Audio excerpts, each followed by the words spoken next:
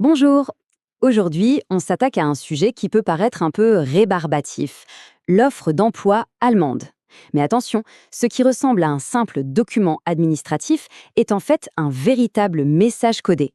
L'objectif, apprendre à le déchiffrer pour en faire un vrai atout stratégique.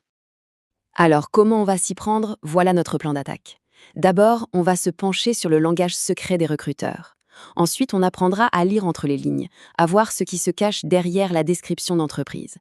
Puis, on analysera le portrait robot du candidat parfait, on décryptera les mystères du salaire et, pour finir, on verra comment utiliser tout ça à son avantage. La première chose à bien comprendre, c'est qu'une annonce, ce n'est jamais juste une description. C'est une opération de communication, du marketing pur et dur, où chaque mot a été choisi avec soin. Notre mission, c'est de passer derrière le rideau pour voir ce qu'il se passe vraiment en coulisses. Prenons cette phrase, un grand classique, pour renforcer notre équipe. On pourrait se dire, super, c'est une boîte en pleine croissance, c'est bon signe. Et parfois c'est le cas. Mais bien souvent, ça cache tout simplement un remplacement.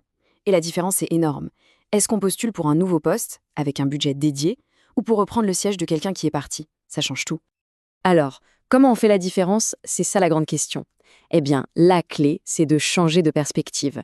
Il ne faut plus lire, il faut traduire. Chaque terme un peu corporate a son double sens et c'est ce qu'on va apprendre à faire ensemble. Allez, on passe à la pratique. Voyons comment ce décodage fonctionne quand on s'intéresse à la façon dont les entreprises se décrivent. Une entreprise dynamique, ça sonne bien, ça donne envie, n'est-ce pas? Sauf qu'en Allemagne, ça peut être un véritable signal d'alarme pour dire attendez-vous au chaos. Une croissance trop rapide, ça veut souvent dire des process qui ne tiennent plus la route, une surcharge de travail et un manque de structure. C'est peut-être parfait pour certains, mais complètement épuisant pour d'autres. Et c'est la même histoire avec les fameuses hiérarchies plates. Sur le papier, c'est le rêve, plus d'autonomie, moins de chefs sur le dos. Dans la réalité, ça signifie aussi souvent moins de surveillance, moins de soutien et une responsabilité qui vous tombe directement dessus si ça se passe mal. Cette liberté a un prix. Et la liste est longue. Une équipe jeune, Youngest Team, ça peut être sympa, mais ça peut aussi cacher un turnover très élevé. Une tradition de Unternehmen, une entreprise traditionnelle, c'est un message clair. Ici, on ne bouscule pas les habitudes. Chaque terme est un indice précieux sur la vraie culture de la boîte. Ok, maintenant qu'on a vu la façade de l'entreprise, on va s'intéresser au portrait robot du candidat idéal. C'est là que les attentes sont mises noir sur blanc. Avant d'aller plus loin, il faut comprendre un truc essentiel. En Allemagne, il y a une vraie différence entre un diplôme d'une université, très théorique, et celui d'une Fachhochschule, beaucoup plus pratique. Les recruteurs y sont très attentifs, donc savoir où se situe sa propre formation est crucial pour bien se positionner. Alors, quand une annonce demande une abgeschlossene kaufmännische Ausbildung, pas de panique. Pour faire simple, c'est l'équivalent allemand d'une formation commerciale en alternance, un peu comme un BTS en France. Savoir faire ce parallèle, ça permet tout de suite de voir si on correspond. Ces qualités sont des indicateurs clés de ce qui nous attend au quotidien. La Belastbarkeit, la résilience, ça ne veut pas juste dire savoir gérer son stress. Non, c'est un code pour dire préparez-vous, la charge de travail est énorme et constante. L'esprit d'équipe ou Teamfähigkeit peut vouloir dire que l'harmonie du groupe passe avant l'initiative personnelle. Ce ne sont pas des suggestions, ce sont des prérequis. Allez, on attaque le nerf de la guerre, ce qui intéresse beaucoup de monde, le salaire. Et là, le langage peut être particulièrement créatif. Le grand classique, le salaire attractif. Il faut retenir une règle d'or. Si le salaire était vraiment si attractif, l'entreprise mettrait le chiffre. Point final. Quand on voit cet adjectif, ça veut presque toujours dire que le salaire est attractif pour l'employeur. Autrement dit, il y a de fortes chances qu'il soit en dessous des prix du marché. Maintenant, attention. Il y a une phrase qui doit faire clignoter toutes les alarmes. Un investissement dans votre avenir.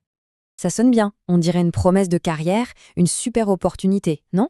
Mais la réalité est parfois beaucoup moins brillante. Oui, parce que dans certains cas, c'est un vrai piège.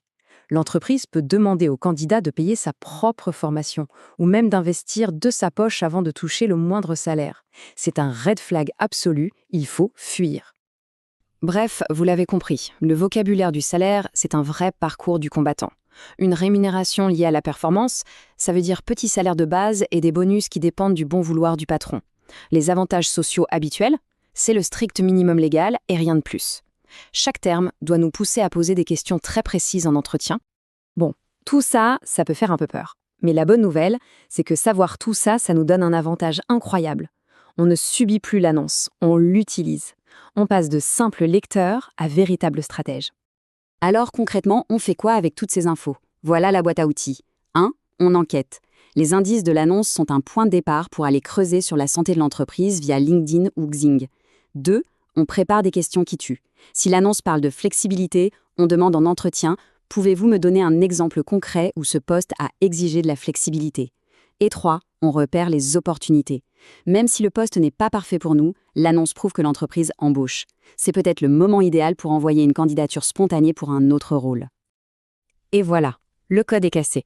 Le marché du travail allemand n'est plus un labyrinthe opaque, c'est un jeu de stratégie avec ses propres règles. Maintenant qu'on les connaît, la question n'est plus de savoir si on va être accepté, mais plutôt comment va-t-on jouer ses cartes pour gagner la partie.